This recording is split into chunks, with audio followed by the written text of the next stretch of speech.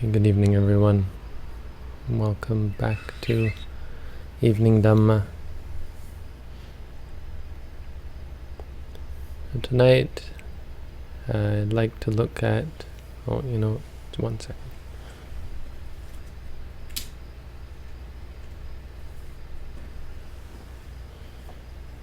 So many switches. Hello? Can you hear that? Is it loud enough? Hello. That's better. Too loud? I don't think so. It's good. So today we'll be looking at the Bhayabherava Sutta.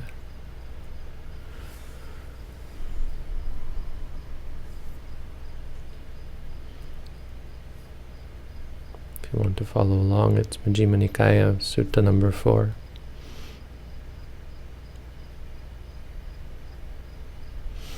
In this talk, the Buddha is approached by the Brahmin Janusoni, who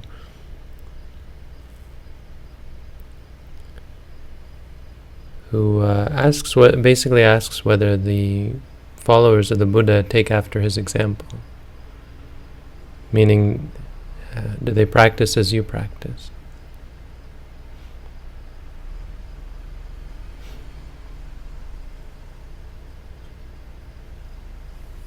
Which is, basically the idea is that the students are capable of the same sort of practice as the Buddha. Of course, in that time, or in religion in general, it can happen that the headmaster, the root guru, is capable of practices that the students are not capable of.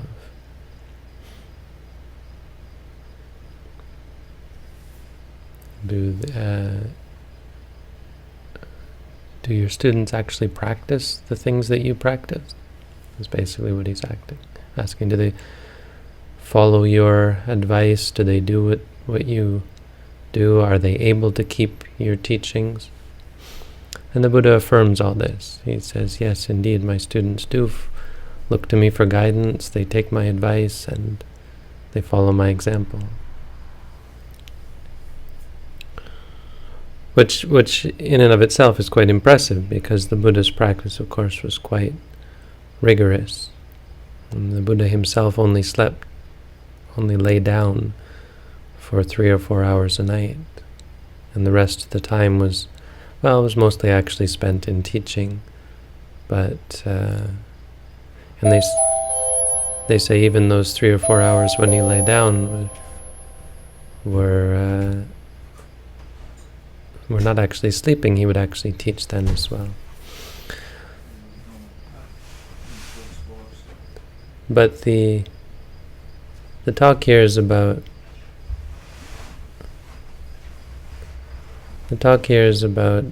specifically the practice of living in the jungle.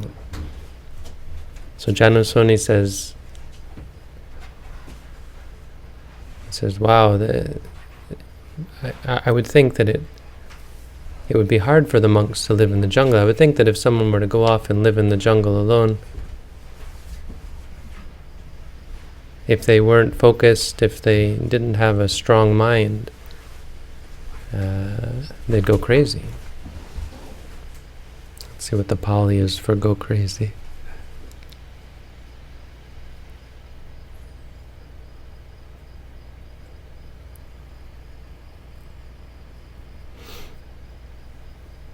Haranti manye mano vanani samading alabhamana sabikuno. Haranti mano. Haranti means take away. Mano, the mind. No, I don't get it. Haranti. To get back to that one. Anyway.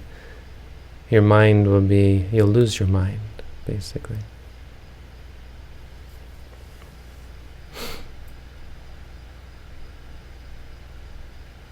And the Buddha affirms this. He says, Yes, it's hard to endure living in the forest. It's hard to live in seclusion. It's hard to enjoy solitude, one would think. Living in the jungle would drive you crazy if you have no concentration, if your mind is not focused.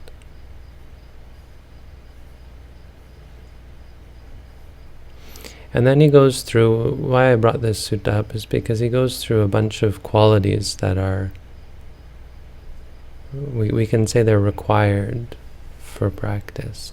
And so it well answers the questions of the question of what sort of qualities we need to develop, and the sort of qualities that differentiate a person who's capable of living in seclusion and one who is not. Like, what's it going to take? Useful for us. What's it going to take for us to be able to successfully participate and complete a meditation course? What's it going to take for us to be able to stay alone with ourselves? To do the work that is required to understand ourselves. So this is what this sutta is about.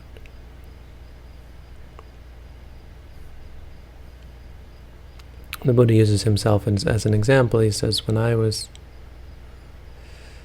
unenlightened, I thought about that. I thought about how hard it would be, and then I thought about the qualities that I would need. And so the first three qualities you need are purity of conduct, physical conduct, verbal conduct, mental conduct. If you're a person who's full of corruption in body, speech, or mind, then it's not easy to stay alone with yourself. You're going to be overwhelmed with remorse. If you're a murderer, if you're a thief, if you're a liar, if you're a cheat, if you take drugs and alcohol, if you're addicted to this or that, not easy to stay alone in the forest, or to stay alone in general. Honestly, living in the jungle is quite peaceful. It's sort of a romantic notion that often people think about. Hey, I'll just go off and live in the jungle. It's not actually the jungle that's a problem. Jungles, well, there's other reasons why the jungle is dangerous: sickness and dangerous animals. Even the ants will kill you. But as far as just living alone in the forest, I lived alone in a tent in the jungle, trying to set up a forest monastery. And I've told this story before about how I got chased out by a tiger. So there are those kind of dangers.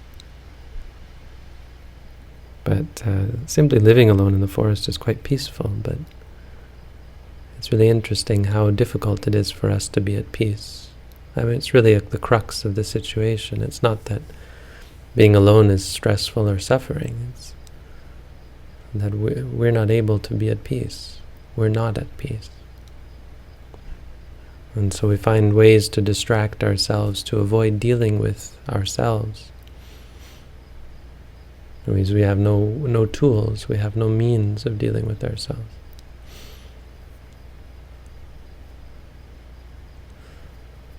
And so again, this is a list of ways of coming to terms with ourselves, being able to be alone with ourselves, to go inside and to experience the here and now, to be without always getting what we want, or being stimulated by delightful things that we're our addictions.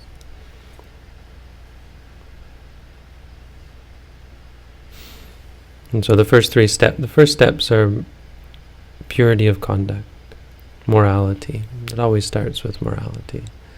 It's not even that morality is all that important, because you're not going to be killing or stealing or lying or cheating when you're here meditating. It's more that morality is like a roadblock. If you're not a moral, ethical sort of person, you won't even get in the door. You won't want to come and meditate. You try to sit still and you'll be completely perturbed, distracted. Great stress will come from the sickness in the mind that's a result of unwholesomeness. It's not to say that you can't. Having done bad deeds, you can't meditate. It just makes it difficult. Might drive you crazy if you've done a lot of bad deeds. You have to go slowly. This is a reason why we make a determination to keep the 5 precepts. One good reason is to give you confidence that, okay, I did bad things in the past, but I don't have to feel guilty because I've changed. I understand that was it was wrong and I hurt people and so on. But I've changed now. And you get a great confidence by knowing that you're now a good person. Hey, it's all really psychological. That's what it's all about.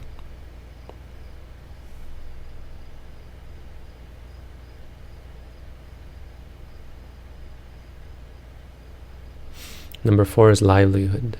So livelihood relates to the first 3. He says if people are impure of action or of livelihood, means their business, their means of livelihood is corrupt, cheating others and so on, or hurting others, or manipulating others to make a living, it's going to be hard. They're going to go crazy if they try to be alone with themselves. It's not going to be easy. But he said, I'm not like that. And so this gave him great confidence. He says, I found great solace in dwelling in the forest.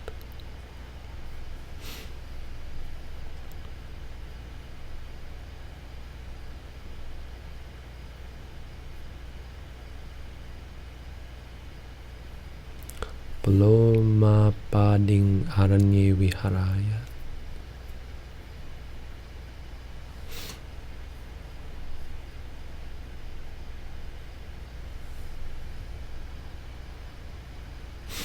And then he goes the next step.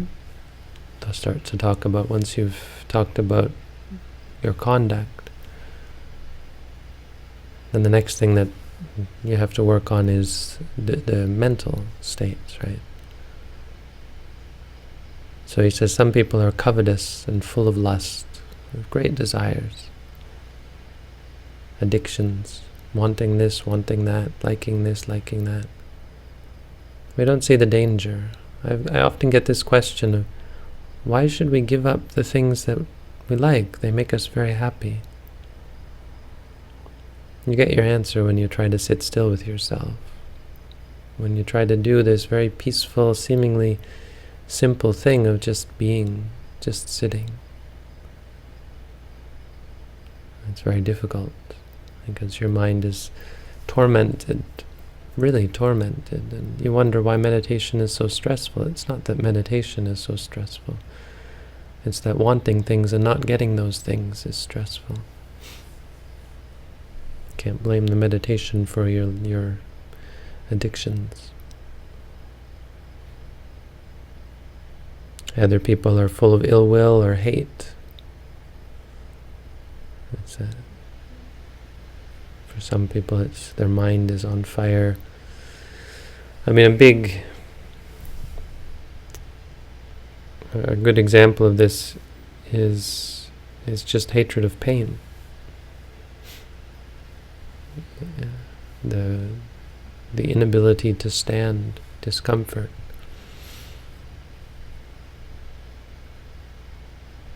We blame pain. We think pain is a bad thing. Pain is a problem.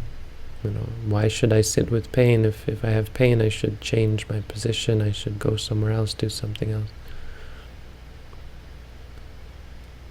The Buddha doesn't blame pain. He says it's not the pain, it's the aversion. It's the disliking of the pain. Very hard to see. But our mind in any way,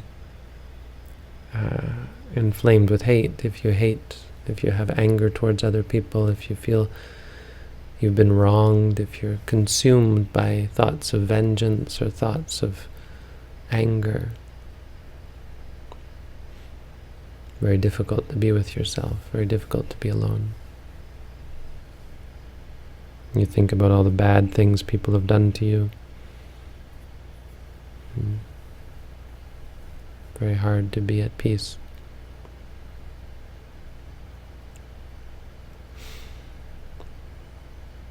Someone else is overcome by sloth and torpor, laziness, sluggishness of mind. The ordinary mind is weak. Sloth and torpor is like the equivalent of a person who has never done any exercise. Physically, they're very weak. They're not able to lift any weights, not able to do any work. If you give them manual labor, say, go and lift those blocks or build that wall or something, they can't, they're not able to use their bodies. This feeling of being too weak for something, when you get that feeling in the mind, that's a sign of sloth and torpor.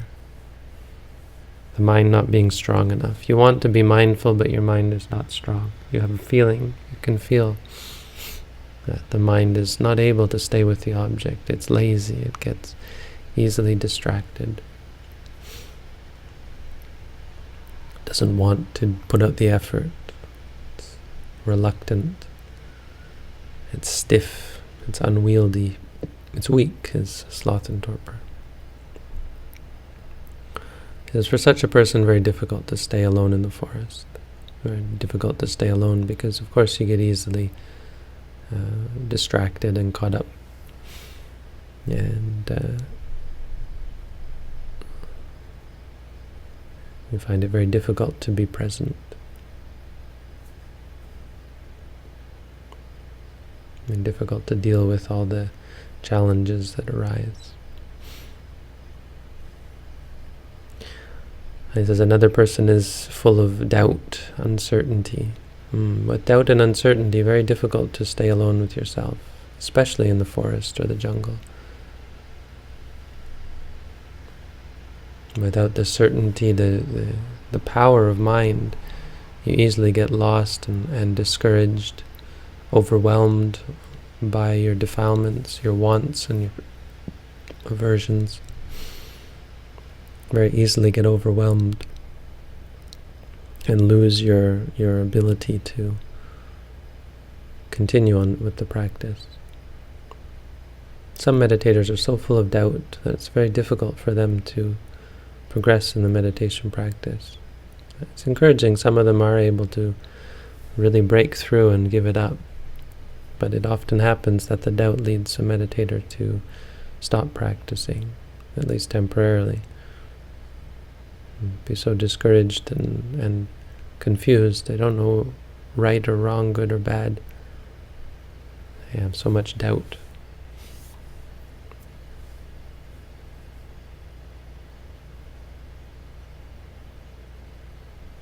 The Buddha said, I've gone beyond doubt. So these are the 5 hindrances. And these are really our enemies in the practice. Regardless of whether you think of them as right or wrong or dangerous or not, they get in the way of progress in meditation. And really they get in the way of peace. They get in the way of clarity of mind. They get in the way of happiness. They're a cause for stress and suffering. They prevent us from succeeding.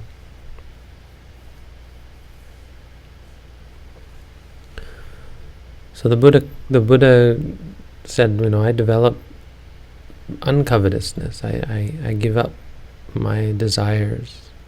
I have a mind of loving kindness. I am without sloth and torpor. I have a peaceful mind, not restless. I missed one, right? Restlessness. After sloth and torpor, we have restlessness. So the opposite of sloth and torpor is when your mind is too active. A hyperactive mind.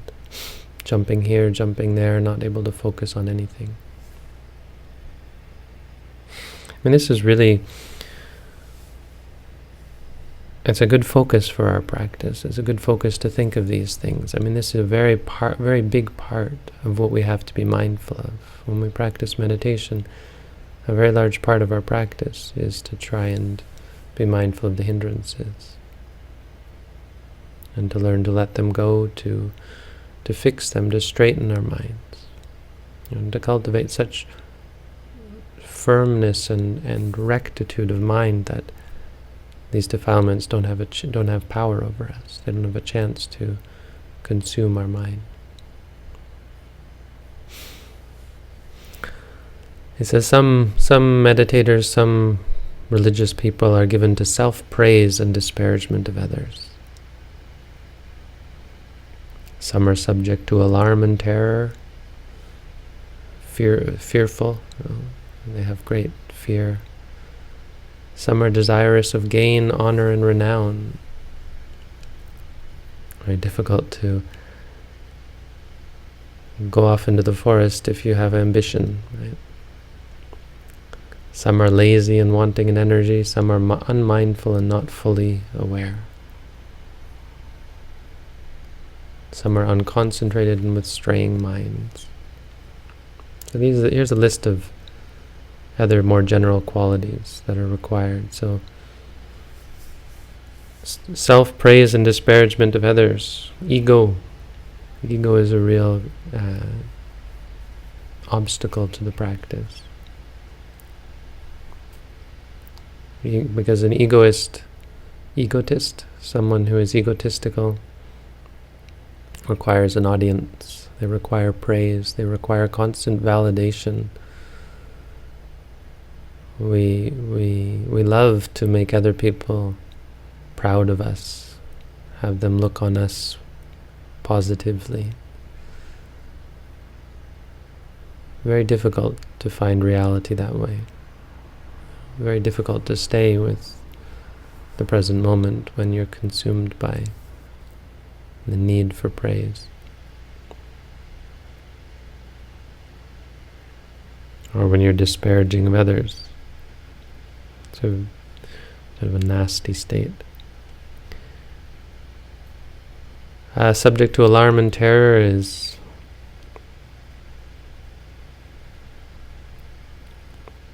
particularly in the forest. It's very difficult to be in the forest. They're so peaceful at night. But can you imagine being full of fear and dread of the forest? I grew up in the forest, so going into the forest at night was never a scary thing. Of course, it's kind of troublesome about snakes and scorpions and so on. There are real dangers. And then, of course, there's fear of ghosts, fear of spirits. There were times when I was in the forest and sometimes the noises were so disturbing. But just being alone with yourself, if you are worried, someone who worries a lot, if you have great fear, being alone it can be such a fearsome, crippling experience.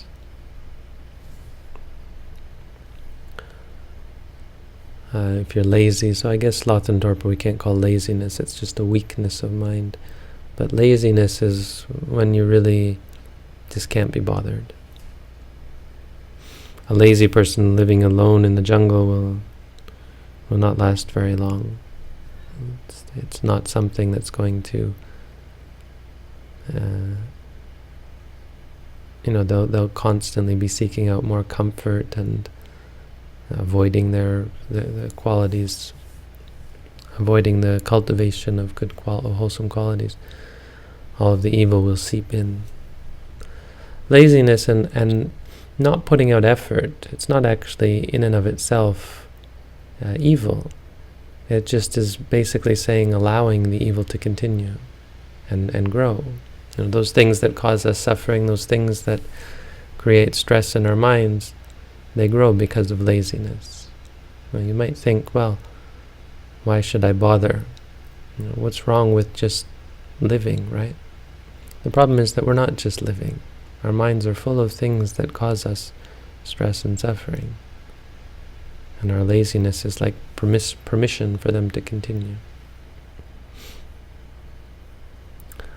Some meditators are unmindful and not fully aware. The Buddha said, I am established in mindfulness. It's of course key. If you're not mindful, this is where all of the problems of the mind gain hold, take control. Why we why we suffer, why we're traumatized, why we react violently to experiences. It's because we're not clearly aware of the nature of the experiences as they happen.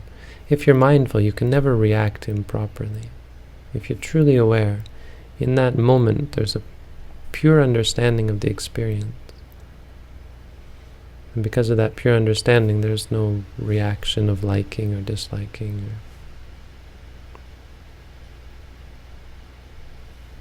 There's just experience. Some meditators are of unconcentrated and with straying minds. I am possessed of concentration, he says. So there's things he thought to himself. I'm not like this. I can go off and live in the forest. I can be alone with myself. Finally, because I'm focused. If your mind is not focused, again, very easy for your mind to stray into unwholesomeness and things that cause you stress and suffering. By evil and by unwholesomeness, we just mean those things that cause you stress and suffering. Just sitting here, it's not always a pleasant experience, because there is desire, because there is aversion, because there's all these things. It's a fairly comprehensive list, or it's a good list of the sorts of things that we're going to have to work on in order to succeed in our meditation practice. He says something else after that that's interesting. This question of whether we should avoid unpleasantness. He says, he's talking particularly about fear. He says, when someone is devoid of wisdom, then they get afraid by living in the forest. They get upset living in the forest. No, that's not the important point. Oh yeah, no, the last one is wisdom. So the final quality is wisdom. If one is unwise, this is the understanding. If one doesn't understand reality, take pain, for example. Now, true understanding of pain is really that pain is neutral. It's an experience. If you don't have that understanding, if you haven't seen that clearly, which most of us haven't, pain is intolerable. Pain is something to be done away with. Why? Because we don't understand it. An important claim in Buddhism that I repeat often is that when you understand something, it has no power over you. If you understand reality as it is, if you have a clear understanding of reality, it's not possible for you to be disturbed, stressed, upset. Suffering can't arise. And suffering is a product of delusion, of ignorance. When you experience pain, if you see it just as pain, when we say to ourselves, pain, pain, it has no power over you. When you see something that would normally make you very angry, or you hear something that would make you very lustful or ambitious, desire it, so on. If you're mindful, that doesn't occur. You experience it, it arises, it ceases. The next thing I wanted to talk about was just as a note, because he talks about it as well in the Sutta, is when these experiences arise, what should you do? Should you do something else? And the Buddha's practice as a bodhisattva, before he became a Buddha, was to not run away from it. Suppose there's something that makes you afraid. Well, what he did is he went to forest shrines on the holidays. It's basically the equivalent of going to a haunted house on Halloween. In India, there would be these forest shrines where the angels or the demons, right, they would go to propitiate these spirits, evil spirits, good spirits. And these spirits were said to be active on the full moon, especially active on the full moon, on the new moon. It's superstition. But basically it's the equivalent of a haunted house on Halloween. It's the scariest possible situation. He said, I went there and I did walking meditation. And if when I was walking, I got afraid, I would say to myself, I'm not going to stop walking until this fear goes. And if I was sitting, I would say, I'm not going to stop sitting, meaning he didn't even change his posture. The point is, when the fear came, he made a promise that he would stay and deal with the fear. I mean, it's actually just one example of the sorts of things that can arise, but it's an example of how to deal with these sorts of, with any sort of problem. When you're very angry, as a meditator, you shouldn't run away from the thing that makes you angry. In fact, it's, to some extent, following the Buddha's example, it's good for you to be in association with the things that make you angry to the extent that you're able. If you're strong enough to be able to change the way you look at the experience, it can be quite powerful when you're able to experience the same thing without getting disturbed, stressed, upset by it.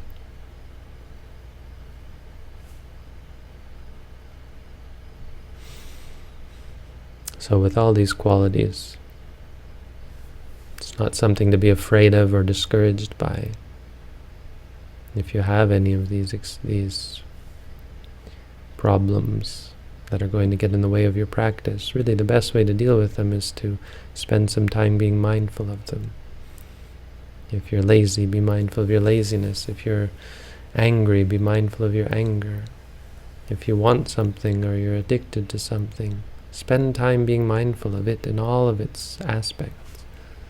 The feelings, the emotions, the thoughts, the experiences. And then he goes through the progression of enlightenment, which is fairly standard, and I won't go into it. I thought this would be interesting to talk about these. It gives us a chance to go over things that get in the way of our practice. We're all very interested in learning how to stay with ourselves, how to be with ourselves, and how to have it be a productive experience. Now, this sutta does a good job explaining the ways that the difference between a productive meditator and an unproductive meditator. So, there you go, that's the Dhamma for tonight. Thank you all for tuning in, for coming out. Saturdays now we have visitors. It's advertised. I also give talks Monday and Wednesday. You're welcome to come out then. And of course our center is open anytime. You're welcome to just come by. If you want to learn how to meditate, just make an appointment and we can set something up.